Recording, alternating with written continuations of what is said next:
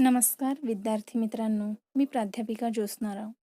तुम्हा सर्वांचे आपल्या या यूट्यूब चॅनलवर हार्दिक स्वागत. विद्यार्थी मित्रांनो, आज आपण या व्हिडिओच्या माध्यमातून TYBA मराठी स्पेशल मराठी या विषयातील जे 6 पेपर आहेत, त्या 6 पेपरचा संपूर्ण अभ्यासक्रम समजून घेणार आहोत. आणि जे विद्यार्थी मराठी स्पेशल हा विषय घेऊन पदवी संपादन करणार आहेत, सर्वात आधी त्या सर्व विद्यार्थ्यांचे आपण मनपूर्वक स्वागत करूयात. विद्यार्थ्यांनो, मराठी स्पेशल हा विषय घेतल्यानंतर कुठले पेपर आपल्याला अभ्यासायचे आहेत, त्या संपूर्ण 6 पेपरचा जो अभ्यासक्रम आहे तो आपण या व्हिडिओच्या माध्यमातून समजून घेणार आहोत. पहिल्यांदा सत्र 5 समजून घेणार आहोत. अशा पद्धतीने विद्यार्थ्यांनो, आज मी या व्हिडिओच्या माध्यमातून तुम्हाला तृतीय वर्ष मराठी म्हणजेच TYBA ला ज्या विद्यार्थ्यांना स्पेशल मराठी हा विषय घेऊन जर आपली डिग्री प्राप्त करून घ्यायची असेल, मराठी विषयामधून जर त्यांना पदवी घ्यायची असेल, तर मग त्या मराठी विषयासाठी स्पेशल मराठीला कुठला अभ्यासक्रम आहे, काय सिलेबस आहे, तो समजून घेण्यासाठी प्रथमतः हा व्हिडिओ तुमच्यासमोर मी आणत आहे. विद्यार्थी मित्रांनो, TYBA ला मराठी स्पेशल ह्या विषयासाठी एकूण 6 पेपर आहेत. पेपर क्रमांक 4, पेपर क्रमांक 5, पेपर क्रमांक 6, पेपर क्रमांक 7, पेपर क्रमांक 8 आणि 9 अशा या 6 पेपरमध्ये तुम्हाला 2 सेमिस्टरमध्ये अभ्यास करायचा आहे. सेमिस्टर 5 अँड 6, सेमिस्टर 5 आणि सेमिस्टर 6. तर आता या व्हिडिओमध्ये मी फक्त सेमिस्टर 5 साठी जो अभ्यासक्रम आहे तो इथे तुम्हाला समजून देते आणि दुसऱ्या एका व्हिडिओमधनं तुम्हाला सेमिस्टर 6 साठी म्हणजे सत्र जे तुमचं 5वं आहे, त्या 5व्या सत्राला जो अभ्यासक्रम आहे 6च्या 6 पेपरचा, तो इथे मी तुम्हाला समजून देते. पुढच्या व्हिडिओमध्ये तुम्हाला मी सेमिस्टर 6 साठी 4, 5, 6, 7, 8, 9 या 6 पेपरला जो अभ्यासक्रम आहे तो मी तुम्हाला समजावून देईन. चला तर आपण सुरुवात करूयात. विद्यार्थी मित्रांनो, सर्वप्रथम आपण पेपर क्रमांक 4चा अभ्यासक्रम समजून घेणार आहोत. पेपर क्रमांक 4 अभ्यास पत्रिका क्रमांक 4. इथे 4 नंबरचा जो पेपर आहे त्याचं नाव प्रथमतः लक्षात घ्या. मध्ययुगीन मराठी वाङ्मयाचा इतिहास. कुठल्या? मध्ययुगीन मराठी वाङ्मयाचा इतिहास हा आपला नंबर 4चा पेपर आहे. पहिला पेपर, पेपर नंबर 4, त्याचं नाव काय आहे? मध्ययुगीन मराठी वाङ्मयाचा इतिहास. एक लक्षात ठेवायचं, हे सत्र 5वं आहे. 5व्या सत्राचा सिलेबस आपण समजून घेत आहोत. मग 5व्या सत्रासाठी पेपर क्रमांक 4चा विषय कुठला आहे, नाव काय आहे पेपरचं? मध्ययुगीन मराठी वाङ्मयाचा इतिहास. विद्यार्थ्यांनो, ह्या पेपरसाठी आपल्याला एकूण 60 व्याख्याने आहेत आणि श्रेयांकने किती आहेत? 4. आता या ठिकाणी एकूण 4 घटक तुम्हाला अभ्यासायचे आहेत. घटक नंबर 1, 2, 3 आणि 4. आणि तुम्हाला आता लक्षात आलेलेच असेल, जसं SYला FYला आपल्याला होतं की पहिल्या घटकात विभागणी केलेली असते, घटक अ आणि ब. इथे सुद्धा सेम पद्धत आहे की घटक 1 जो आहे त्या घटकात 1 नंबरचं नाव काय आहे? मराठी साहित्याची सुरुवात व महानुभवीय वाङ्मय. इथे एक लक्षात ठेवायचे, घटक 1 कुठला आहे? मराठी साहित्याची सुरुवात बघा व महानुभव वाङ्मय. मग इथे पहिल्या अ मध्ये आपल्याला काय अभ्यासायचे? तर अ मध्ये प्रथमतः मराठी साहित्याची सुरुवात कशी झाली ते सगळं आपल्याला अभ्यासायचे. त्याची देशी भाषा म्हणून 8व्या आणि 9व्या शतकाचा जो परिचय आहे तो करून घ्यायचा आहे. तसेच मराठीतील जे आद्य ग्रंथ आहेत त्या आद्य ग्रंथांची आपल्याला चर्चा करायची. त्यामध्ये शिलालेख आहेत, ताम्रपट आहेत, यांच्यावरीलही मराठीत जे लेखन आहे ते आपल्याला थोडक्यात काय करायचे, समजून घ्यायचे. हा झाला आपला घटक 1 मधील अ. ओके. त्यानंतर आपला घटक 1 मधील ब. तो काय आहे, तर महानुभाव संप्रदायाची ठळक वैशिष्ट्ये. लक्षात घ्या, महानुभाव संप्रदायाची ठळक वैशिष्ट्ये. त्याच्यात बघा काय आहे, दैत्वी तत्वज्ञान, पंचकृष्ण, चक्रधरांचे व्यक्तिमत्व आणि मराठीचा स्वीकार व आग्रह, तसेच सांकेतिक लिपी. म्हणजेच ह्या पद्धतीने महानुभाव पंथांची संप्रदायाची जी ठळक वैशिष्ट्ये आहेत ते आपल्याला ब या घटकामध्ये म्हणजे घटक क्रमांक 1 मधील ब ह्या उपघटकात अभ्यासायचे आहेत. ओके. आता त्याच्यातच अजून आहे की महानुभाव पंथांचं जो संप्रदाय आहे त्या संप्रदायाचं वाङ्मय देखील आपल्याला अभ्यासायचे. मग त्याच्यातील चरित्र ग्रंथ असेल, तत्वज्ञान ग्रंथ आहे, साती ग्रंथ आहे, स्फुट गद्य पद्य धवळे आहेत, टीका ग्रंथ आहे आणि व्याकरण ग्रंथ. म्हणजेच हे महानुभाव पंथाचं जे साहित्य आहे, जे वाङ्मय आहे तेही आपल्याला ह्या घटक 1 मधील ब मध्ये अभ्यासायचे. आता आपण घटक 2 बघूयात. घटक 2 जो आहे तो आहे वारकरी पंथीयांचे वाङ्मय. काय आहे घटक 2? वारकरी पंथीयांचे वाङ्मय. आता ह्याच्यात देखील तुम्हाला नेहमीप्रमाणे लक्षात येईल अ आणि ब असे 2 विभागात विभागणी केलेली आहे. तुम्ही बघू शकता इथे की पहिल्या अ मध्ये काय आहे, तर यादवकालीन महाराष्ट्रात जे वारकरी पंथांची प्रस्थापना झाली तसेच त्याचा काय करायचं, आपल्याला अभ्यास करायचे यादव काळातील महाराष्ट्रात वारकरी पंथांची प्रस्थापनेचा. ओके. त्यानंतर पंढरीचा भक्ती संप्रदाय व जो पंढरीचा भक्ती संप्रदाय हा महाराष्ट्रातील प्रमुख वारकरी संप्रदाय म्हणून 13व्या शतकातील धार्मिक, सामाजिक आणि साहित्यिक दृष्ट्या जो प्रभाव आहे तो आपल्याला काय करायचा आहे, अभ्यासायचा आहे. म्हणजे 13व्या शतकात जसं आपण यादव काळातील वारकरी पंथाची प्रस्थापना अभ्यासू तसेच 13व्या शतकाचा देखील आपल्याला भक्ती संप्रदाय अभ्यासायचा आहे. त्यानंतर जो ब घटक आहे, घटक 2 मधील उपघटक ब, तो आपल्याला ज्ञानदेव आणि नामदेव यांच्या प्रभावळीतील म्हणजे ह्यांचे जे समकालीन आहेत, यांचे जे सहकारी आहेत इतर संत, त्यांचं आपल्याला साहित्य काय करायचे, अभ्यासायचे. आलं लक्षात? आता आपण तिसरा घटक बघूयात. तिसरा घटक आहे तो म्हणजे वारकरी पंथीयांचे वाङ्मय, साहित्य. त्यांनी जे लिहिलेलं आहे ते साहित्य आपल्याला अभ्यासायचे. मग तिथे पण बघा अ आणि ब आहे. ओके. त्यामध्ये पहिलं अ मध्ये काय आहे, बहामनी राजवट, एकनाथकालीन महाराष्ट्र, तमोयुग, तसेच एकनाथ आणि एकनाथ पंचक ह्यांचे वाङ्मय. आणि ब जो आकडा आहे तो म्हणजे शिवकालीन महाराष्ट्र आपल्याला अभ्यासायचे.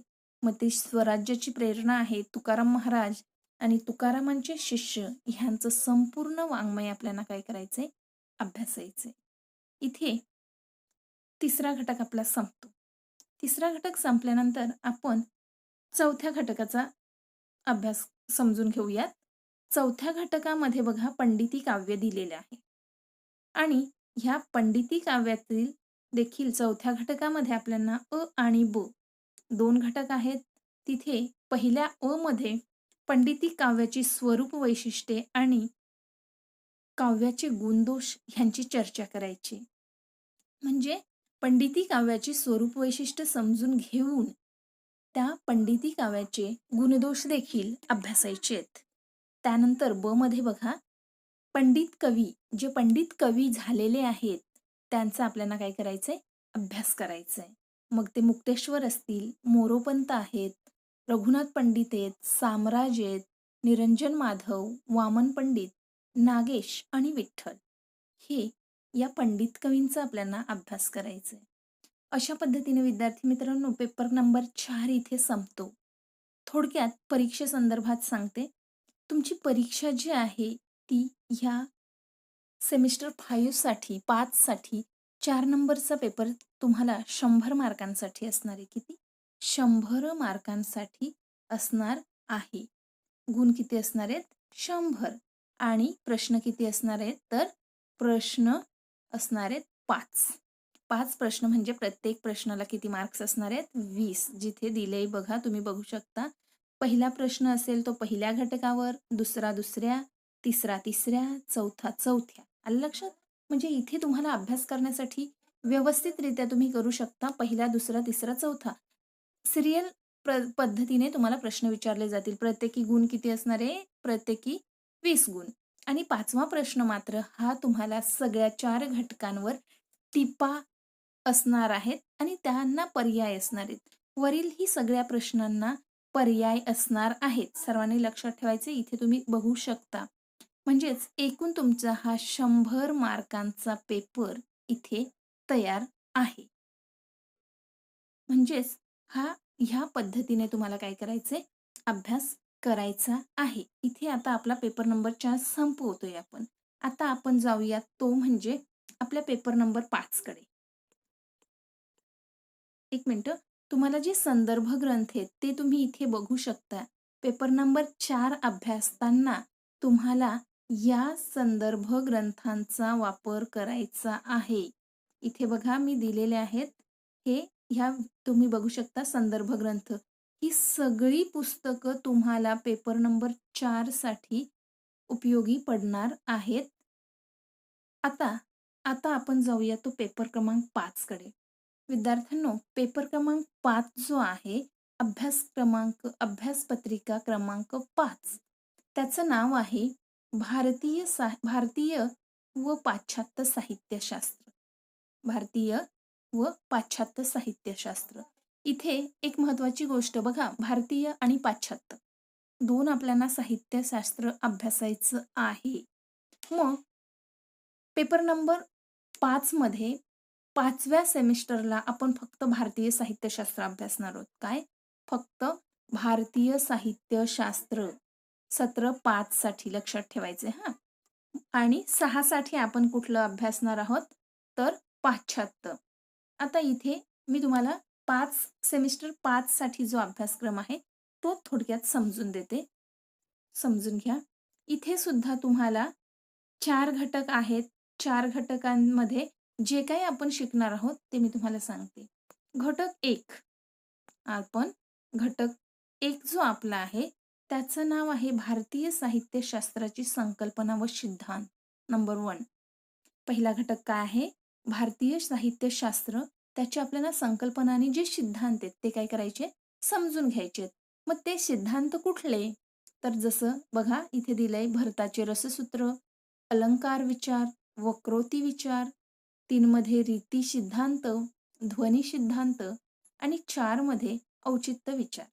इथे थोडंसं फरक तुम्हाला दिसतोय की बघा तिकडे विभागणी 2 मध्ये केली होती इथे 4 मध्ये केलेली घटक 1 हा 4 उपविभागांमध्ये काय केलेला आहे विभागला गेलेला आहे म्हणजेच इथे ही संकल्पना तुम्हाला काय करायच्यात शिकून घ्यायच्यात समजून घ्यायच्यात स्पष्ट करायच्यात आता आपण घटक 2 कडे जाऊयात बघा घटक दुसरा जो आहे तो आहे सेम म्हणजे भारतीय साहित्यशास्त्रच फक्त इथे साहित्याचा आस्वाद म्हणजे आपल्याला काय करायचे ते साहित्य समजून घ्यायचे आणि त्यामध्ये जे रससिद्धांताचे भाष्यकार आहेत म्हणजे ज्यांनी हे रससिद्धांत लिहिलेले आहेत ज्यांनी भाष्य केलेले आहे ते भाष्यकार आपल्याला इथे समजून घ्यायचे मग त्यामध्ये बघा 1 नंबर भट्ट लोल्लट त्यानंतर 2 श्री शंकू 3 नंबर आहे भट्टनायक आणि 4 अभिनव गुप्त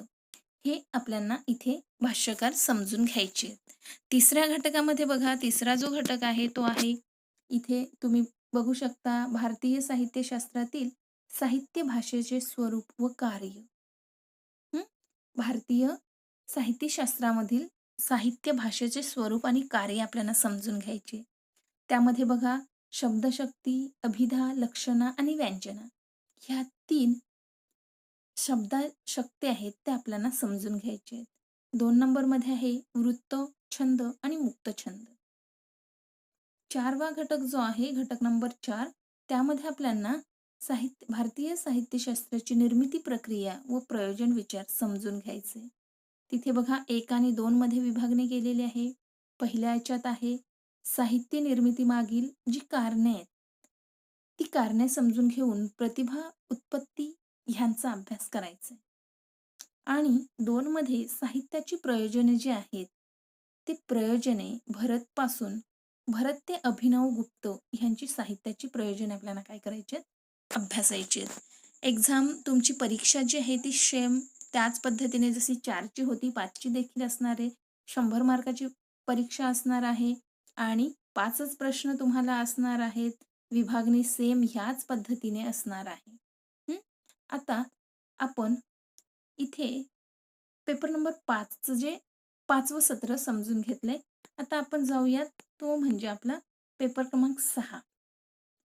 पेपर क्रमांक 6चं नाव आहे साहित्य आणि समाज. इथे ताशिका 45 असणार आहेत आणि श्रेयांकने मात्र 3 आहेत.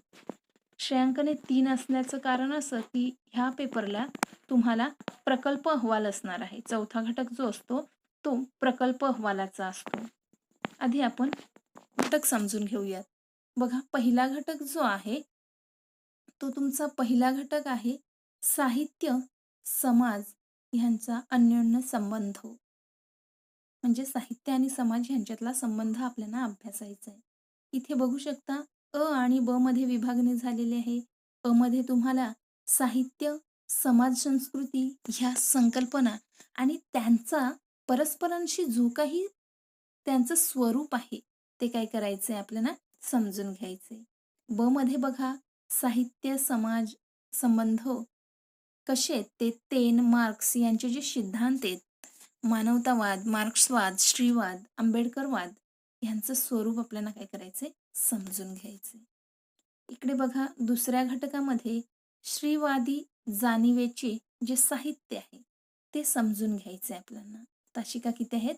15. इथे इथे सुद्धा तुम्हाला अ आणि ब 2 विभाग आहेत. पहिल्या अ मध्ये तुम्हाला स्त्रीवादी साहित्याची संकल्पना आणि मराठीतील जी परंपरा आहे ती काय करायची समजून घ्यायची. आणि त्यानंतर ब मध्ये कविता महाजन ह्यांची भिन्न नावाची जी कादंबरी आहे तिचं वाचन आणि अभ्यास करायचंय. इथे झाले आपले 2 घटक झाले. तिसरा घटक जो आहे त्या तिसऱ्या घटकामध्ये आपल्याला महानगरी जाणिवेचे साहित्य ह्याचा अभ्यास करायचा आहे. त्यात सुद्धा अ आणि ब आहे. मग महानगरीय साहित्याची जी साहित्य आहे ते अभ्यासताना अ मध्ये महानगरी जाणिवेचे साहित्य संकल्पना आणि मराठीतील परंपरा समजून घ्यायची. त्यानंतर ब मध्ये पुन्हा एक दृश्य नसलेल्या दृश्यात अशी दिनकर मनवर ह्यांची जी कविता आहे, जो संग्रह आहे त्याचं काय करायचंय वाचन करून अभ्यास करायचंय. इथे महत्वाचं आहे थोडंसं पेपर क्रमांक 6ला चौथा जो घटक असतो तुम्हाला तो म्हणजे प्रकल्प अहवाल आणि 20 गुण असतात त्याला. ओके. इथे एक लक्षात ठेवायचं की प्रकल्प अहवालाचे मार्क्स तुम्ही पैकीच्या पैकी मिळवू शकता. पेपर नंबर 6ला तुम्हाला प्रकल्प अहवाल आहे. चौथा घटक इथे तुम्हाला प्रकल्प अहवाल दिला जातो. त्याच्यावर तुम्हाला प्रकल्प बनवायचा असतो आणि मार्क्स किती आहेत त्यासाठी 20 गुण. इथे ह्या पद्धतीने आपला पेपर क्रमांक 6 संपतो. ती पेपर क्रमांक 6ची जी परीक्षा आहे ती सेम आपण फक्त काय होतं की इथे पेपर तुमचा 80 मार्काचा आहे. कारण 20 गुण जे आहेत आपले 20 मार्क्स आपले प्रकल्प अहवालात गेलेले आहेत. आणि त्यामुळे तो प्रकल्प अहवालाचे 20 मार्क कट करून 100तून 80 गुणांची तुमची परीक्षा होते आणि पहिला, दुसरा, तिसरा आणि चौथा असे 4च घटक तुम्हाला एक्झामसाठी परीक्षेसाठी विचारले जातात. इथे तुम्ही बघू शकता प्रश्नपत्रिकेचं जे स्वरूप आहे ते इथे देण्यात आलेलं आहे. ह्या पद्धतीने तुमची जी परीक्षा आहे ती होणार आहे. त्यानंतर जो आपण प्रकल्प अहवाल आहे किंवा जी संदर्भ सूची आहे, तुम्ही हा पेपर अभ्यासताना कुठले संदर्भ ग्रंथ वापरले पाहिजेत ते देखील इथे दिलेले आहेत. तुम्ही बघू शकता आहेत. की हे ग्रंथ वाचन केल्यानंतर तुम्ही हा पेपर व्यवस्थितरित्या सोडवू शकता. आता ह्या आपण पुढचा पेपर घेऊया, पेपर नंबर 7. पेपर नंबर 7 जो आहे तो आहे भाषा विज्ञान आणि मराठी व्याकरण. थोडा आपण फास्ट घेत आहोत कारण ह्या प्रत्येक पेपरची स्पेशल व्हिडिओ तुम्हाला बघायला मिळणार आहे. इथे भाषा विज्ञान आणि मराठी व्याकरण हा जो पेपर आहे, अभ्यास क्रमांक पत्रिका किती 7 आणि पेपरचं नाव काय आहे, भाषा विज्ञान आणि मराठी व्याकरण. इथे या पेपरमध्ये तुम्हाला 5व्या सत्रासाठी भाषा विज्ञान हा भाग देण्यात आलेला आहे. मग बघा, घटक 1 जो आहे, इथे पण तुम्हाला किती घटक आहेत, 4 घटकांचा अभ्यास तुम्हाला पेपर नंबर 7 साठी करायचा आहे. तर इथे बघा तुम्ही, घटक 1 जो आहे भाषाशास्त्राच्या शाखा तुम्हाला अभ्यासायच्या आहेत. मग भाषाशास्त्राच्या ज्या शाखा आहेत त्याच्यातील वर्णनात्मक, ऐतिहासिक आणि समाजशास्त्रीय ह्या 3 शाखांचा अभ्यास आपल्याला घटक 1 मध्ये करायचा आहे. 2 नंबरचा जो घटक आहे तिथे तुम्हाला स्वनिम, विन्यास आणि मग स्वन आहे, स्वनिम आहे, स्वनांतर, स्वनिमांचे प्रकार, स्वनिम विश्लेषणाची तत्वे आणि तंत्रे, हे सगळं आपल्याला घटक 2 मध्ये अभ्यासायचे. घटक 3 बघा, घटक 3 मध्ये आपल्याला रूपिम विन्यास हा घटक अभ्यासायचा आहे. त्यामध्ये रूपिका, रूपिम, रूपिकांतर, रूपिमांचे प्रकार आणि रूपिम प्रक्रिया, एकंदरीत संपूर्ण रूपिम विन्यास आपल्याला इथे घटक 3 मध्ये समजून घ्यायचं आहे. 4 नंबरचा जो घटक आहे त्याचं नाव आहे अर्थविन्यास. ह्या 4व्या घटकामध्ये, 4 नंबरच्या घटकामध्ये आपणास भाषिक अर्थांचे स्वरूप, शब्दार्थांचे प्रकार, अर्थ आणि त्यांचे परस्पर संबंध हे घटक शिकायचे आहेत. विद्यार्थ्यांनो, इथे पेपर नंबर 7 ची परीक्षा देखील 4 नंबरच्या पेपर सारखीच होणार आहे. 4 आणि 5 इथे तुम्हाला 100 गुणांचीच परीक्षा असणार आहे आणि 5 प्रश्न आणि प्रत्येक प्रश्न हा 20 गुणांचा असणार आहे. फक्त 5वा प्रश्न जो असेल ते काय असणार आहेत, टिपा असणार आहेत. आता आपण पुढच्या पेपरकडे जाऊयात. थोडक्यात इथे बघा, संदर्भ ग्रंथ एकदा लक्ष टाकून घेऊ शकता तुम्ही. हे संदर्भ ग्रंथ तुम्हाला ह्या पेपरसाठी उपयोगात येऊ शकतात. आता आपण जाऊयात पेपर क्रमांक 8. पेपर क्रमांक 8 बद्दल बोलताना पूर्वसूचना देते की पेपर क्रमांक 8 आणि 9 यांच्या व्हिडिओ ऑलरेडी ग्रुपवर टाकलेल्या आहेत, त्या तुम्ही बघू शकता.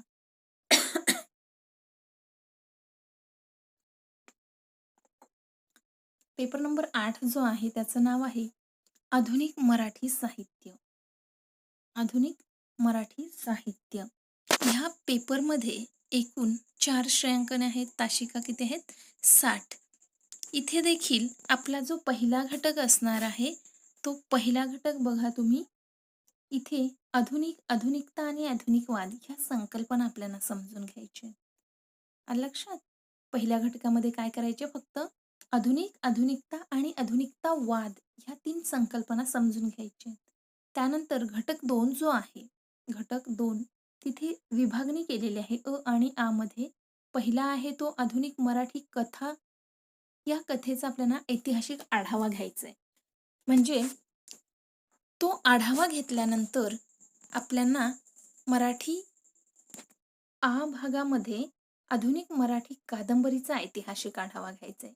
थोडंसं लक्षात घ्या.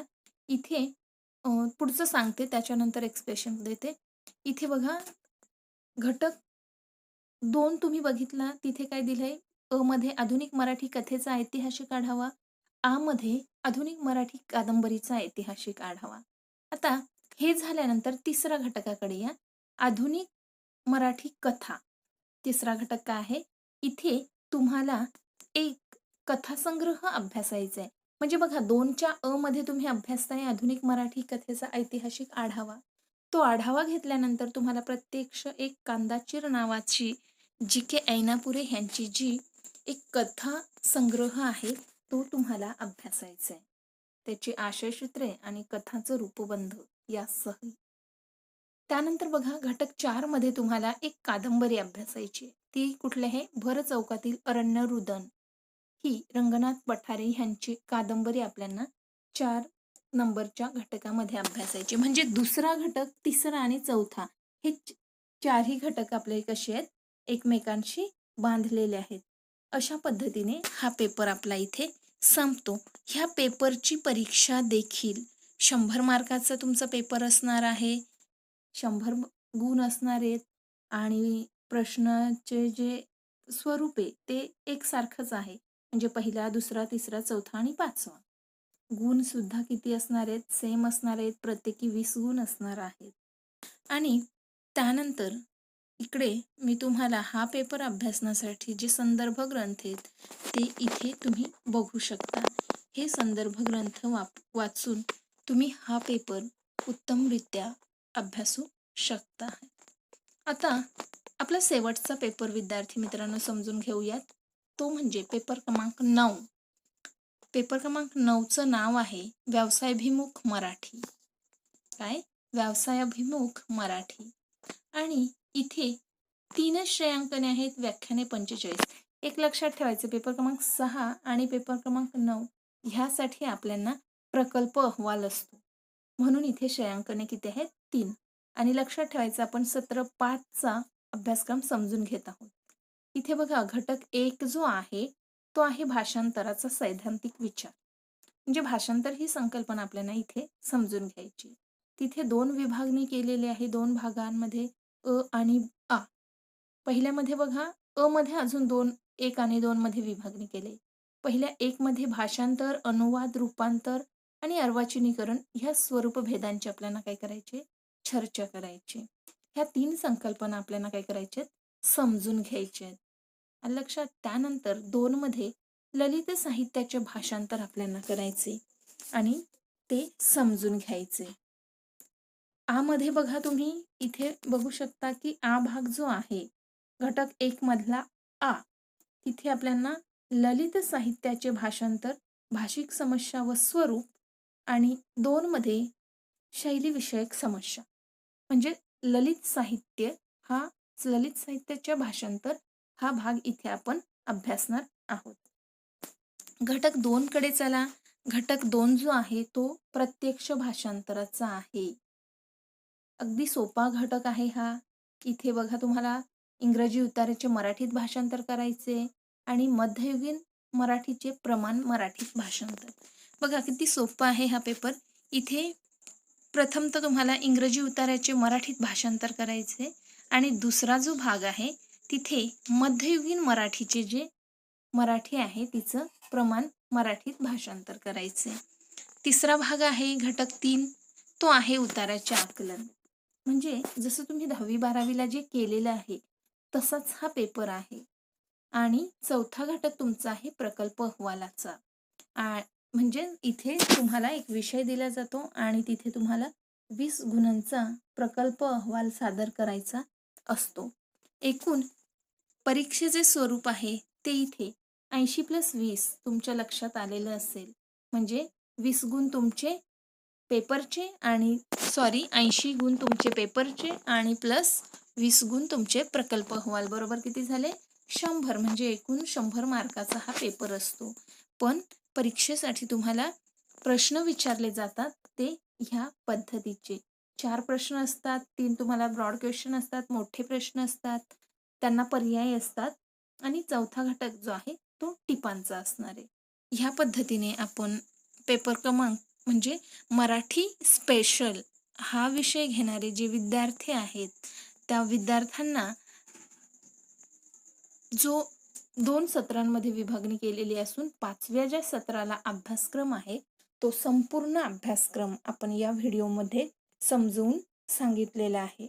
आणि शेवटचं की हा पेपर क्रमांक 9 सोडवताना हे संदर्भ ग्रंथ तुम्ही वापरून हा पेपर उत्तमरित्या सोडवू शकता. तर जे विद्यार्थी मराठी स्पेशल हा विषय घेऊन पदवी संपादन करू इच्छितात त्यांना हा अभ्यासक्रम खूप फायदेशीर ठरेल. धन्यवाद.